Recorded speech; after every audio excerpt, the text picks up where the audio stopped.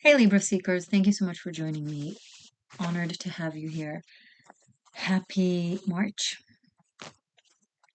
Happy actual New Year. Working with the Steampunk Tarot. You have the eclipse in your sign on the 25th, 5 degrees Libra. It's a lunar eclipse, going to be a full moon. Major culmination. Major ending of a cycle. Don't you just love it when the cards reiterate? It's just so poetic, the world. So it's a good completion. It's a good accumulation. A successful one. A worthy one. An impressive one.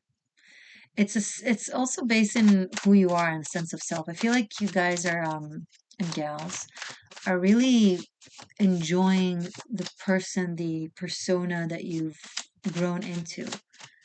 You know, maybe you've worked on your style, maybe you've worked on your body language, maybe you've just integrated some aspects of your personality and you're kind of digging it. You dig being you. You look good.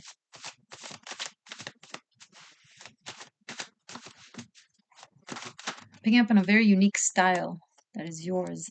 The Wheel of Fortune and 8 of Swords.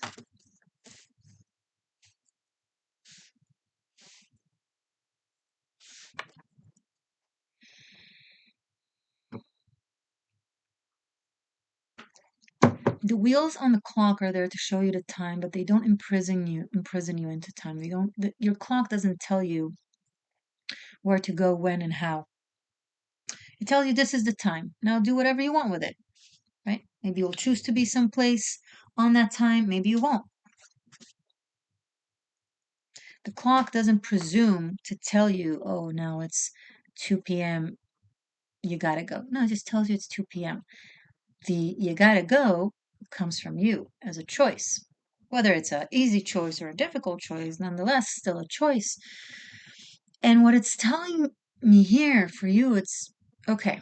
You have astrology, you have the cards, you have spirit, you have advisors, you have a community, you have a belief system, and they're all telling you things about life and about your life, just like clock tells you of time, but they're not telling you what to do or what will necessarily happen. It's the canvas, it's the brushes, it's the paint, but you're the painter, you're the artist. Never forget that. Do not imprison yourself in how things should be. Things have potentials and they can manifest in all kinds of ways. Remember, you are a co-creator.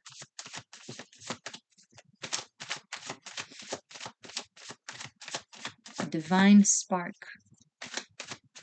That God, the divine, universe, however you want to phrase them, it, he, she, they expand when you expand and contract when you contract. So in a way, sometimes God is waiting on you to see what will happen.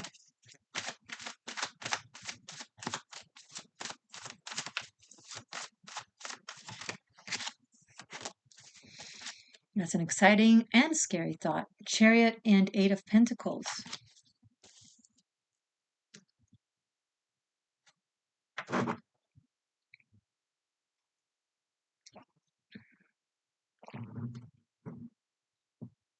I see you in a hurry to complete something, to make something before a deadline of some sort, maybe before you need to travel somewhere or do something. Or I see you traveling for work, with work. That's also a possibility.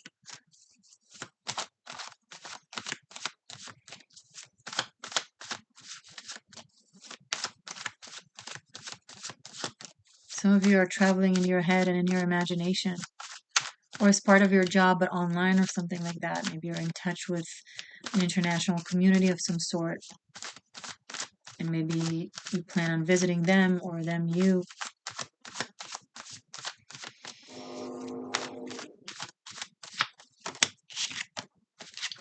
Three of Swords.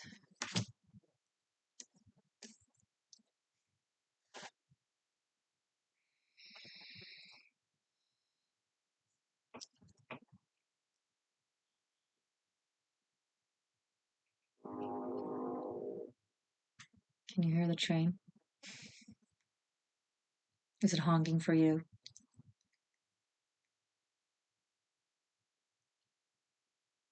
I see some of you kind of saying enough to the wheels of the clock, to the schedule, to the prophetic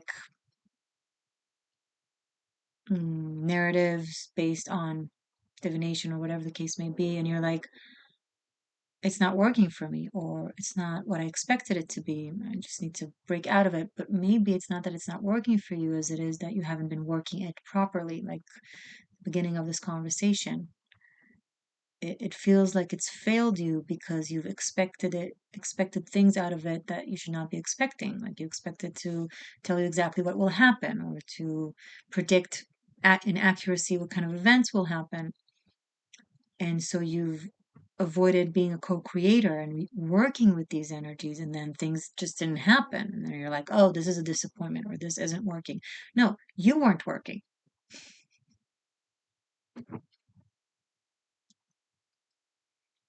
Mm, I made these. You can order them on Teespring, link below, and other cool products. Karma is a witch. Anyway, don't project your disappointment. I know it's not fun to hear, but it's actually good to hear, and it is fun to hear because this means that this is still working and still great, and what you believe in, what you think is magical and cool, is still cool. It's just modifying a bit the approach. That's all. That is all.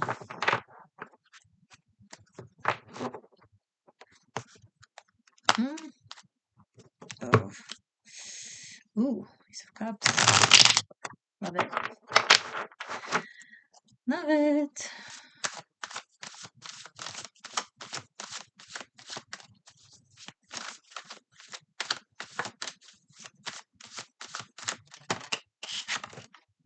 Now we have 7 of Pentacles. So we have 8, 8, 7, 7, because the Chariot is 7. 3, 3. The World that is 21, and the 3 of Swords. Going back to the drawing board. Going back to trying to analyze the planets or the cards or the numbers or whatever it is that you're working on. It could be something else completely. It doesn't have to be divination. Could be any other system that you've been expecting it to tell you how, what, when, and then now you're realizing that you need to be a co-creator in it. So back to the drawing board. Same thing, different approach.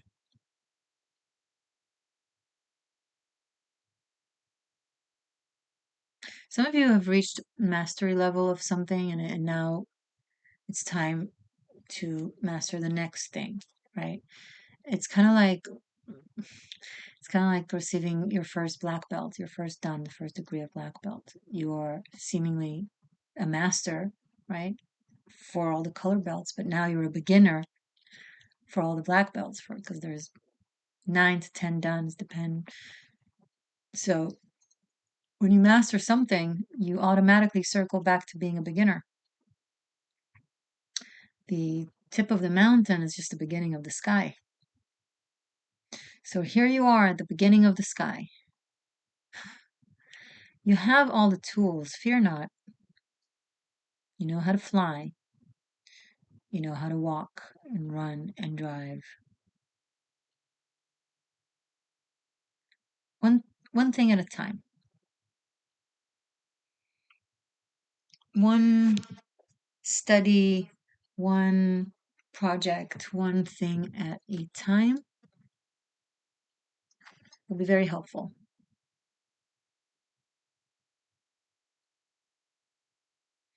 I heard an interview with Jordan Peterson about reaching goals and what is it that makes people give up on their goals and aspirations. And he said, it's because you're not aiming low enough. And that's like a surprising thing to hear. What do you mean low enough? Shouldn't I aim high enough so that I could reach high places? And he's like, no, because if you aim too high, It's daunting, it's overwhelming, it's scary. You still don't have the muscle or the skill or the bandwidth to get there. But if you aim low enough, just that little thing that you know you can do, and then you step a little bit out of your comfort zone and you get that accomplished. First, the hype of, satisfaction and feeling good about oneself, that already expands the muscle further that you can begin the next step. So, to quote Jordan Peterson, aim low enough, not from a place that you can't or, unable to do a lot. Sure, but when you climb a very high staircase, you got to take the first step on the first step, right? You can't just take you're not capable of like stretching your limbs, skipping all of these just to get all the way high. That's like you'll never do it. So if you reached a top, now you're at the beginning of the sky. Now it's even bigger than it's a bigger ball game than you've been on even. Not to say that the ball game that you've mastered isn't big, but wow. You've mastered a mountain. Now you're facing the Olympus.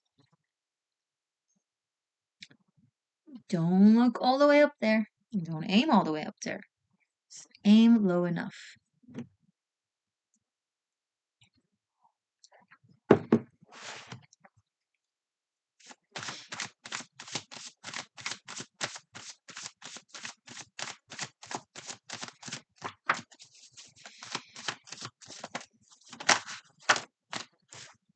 Eight of Cups. We now have 3 8s on the table with the Wheel of Fortune. Very karmic month. Not surprising given that there's the South Node in your sign as well as the eclipse. Events will be specific. Events will be fated. There will be something you'll be walking away from.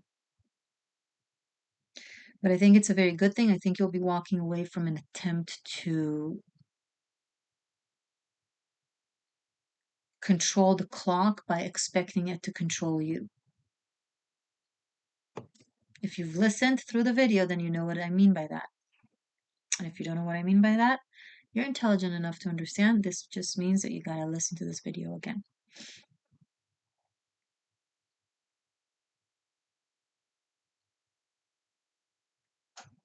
Some of you will just let go of something that you feel like, okay, this is not working anymore. I don't need this anymore. Or it's just not time to focus on something new. I feel like you're like putting a lot of effort onto something that just hasn't been reaping results or fruits the way you've wanted it or expected it. That's okay to walk away.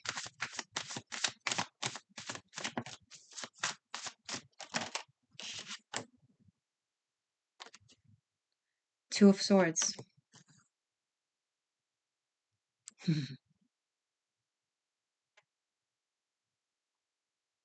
And it's a tightrope, this walk away. It's a tightrope that you got to keep your balance. You got to keep your wit. You got to keep your smarts. You got to exercise what you know and what you've learned, because this is going to be a little tricky. This bridge.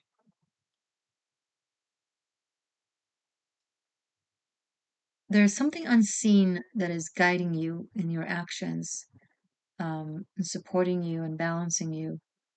I don't know if it's your higher self, it's your soul, if it's spirit, your spirit guides, but something outside your body that is connected to the earth and to the elements, okay?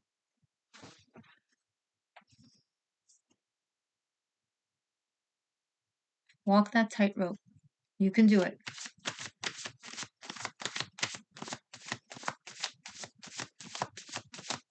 I'm hearing and seeing divide and conquer. This Three of Swords has like 3 swords stuck in the heart, and here she's like taking two of these swords outside of this mechanism, and it's like, okay, this here is messy, it's not working. Divide and conquer. I don't know what it is that you need to divide and conquer, but discernment, clarity, and separating things, not having things be conflated. This is one thing, this is another.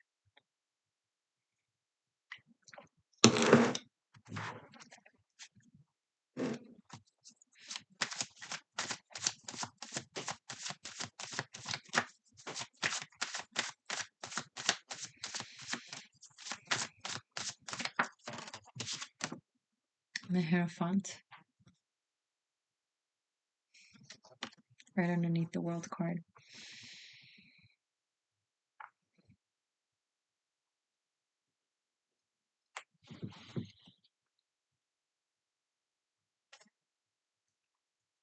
Don't focus on the stereotypical old world burning of books. You know, they used fire. Today, they use other things to burn books. And if you're only focusing on the old way of burning books, you completely miss out on how they're burning books today. In the age of internet, where you don't have to reprint everything and write it on paper, you can just go up on the screen and delete and edit. When they change definitions to suit a certain agenda that they want to push, when they change dictionary definitions to fit whatever it is that is being pushed, that is burning a book. So many out there today speak about the burning of books while they encourage the actual burning of books, or simply let it slide. Not a part of it.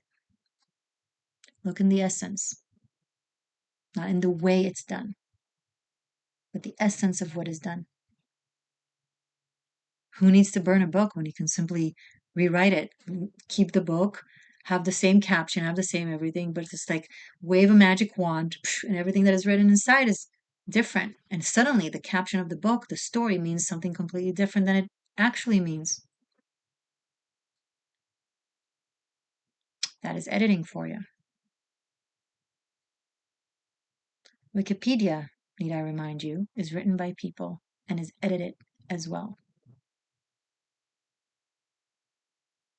Be very conscientious to the sources of information you walk through. This is going to be the next generation's biggest challenge. Truth versus lie. We will all need to become archaeologists and researchers, able to dig into the libraries and into the dirt and actually use our legs and walk into museums and look at the stones and look at the scriptures and look at the paper and look at the instruments and look at the carvings and look at the languages to know the truth. If you don't do that, if your only way of learning is through the way in which it can be, through the way it can be edited and redefined, you're learning from burned books. Careful. There's a need to go back to sitting with our grandparents and hearing their stories from first source, or sitting with a person from a place and hearing from first source, asking them questions, not patronizing them because you read an article, so you somehow know better than the person who actually lived through something. It's coming through very strongly here with the Two of Swords and the Hierophant. It has all these books and like this grandpa is telling stories to the grandchildren or to the kids, and it's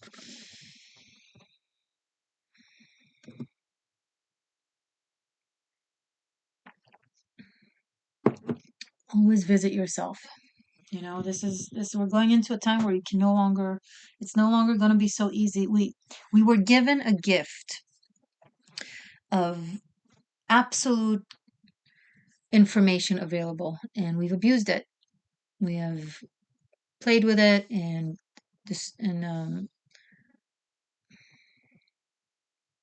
distorted it so that we can brainwash other people, That's what society did. So now it's taken from us. And we're going to go back to have to actually study by foot, you know. I learned about so many cultures, not because, I mean, I read books, of course, but I also traveled a lot and spoke to the people and lived with the people and been a part of them in different countries, worked, traveled, lived. So when I say something, I know from firsthand, you know? And that's been my entire 20 and early 30s, pretty much. Basically up until now, my entire life. Um, so I'm happy I didn't skip it. For anyone out there who skipped it, well, the journey awaits. The journey awaits. And that's awesome. That's fun. It's not a bad thing. I'm not trying to scare you. It's actually exciting, but in case it's a daunting thought, if you already got used to just being able to search everything through your fingers, Spirit is going to take it away.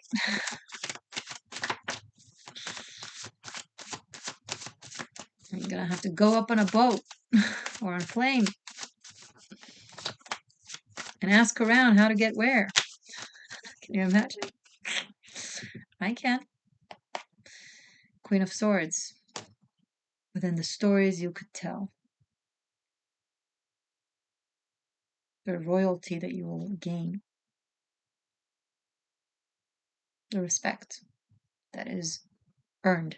And we go here from Three of Swords to Two of Swords into this one sword that she's holding with such poise and mastery.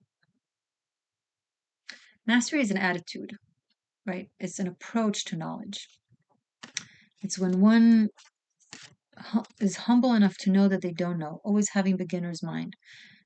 As soon as they reach the top of a mountain, they realize they're just at the beginning of the sky. And that attitude of professionalism and respect and humility and being open to information and being willing to do the work and to explore truly. That is how this Queen of Swords is coming through now, right after the Hierophant. So there's a lot of wisdom in the way she gathers, in the way she masters things, right? That's you, Libra, coming through. And it's a choice. Are you going to stay stuck in your echo chamber, however it plays out in your life? Or are you gonna go on and explore? You seem to have all the tools and the strength and the freedom. I think this eclipse, I think this month will free you from certain things that have been limiting you from doing all these things. I think April might be a very adventurous time. Okay, so I'm going to pull cards and have a sequel to this reading. I'm going to clarify, see further, look into the details of the story and the people involved, etc. It is available right here.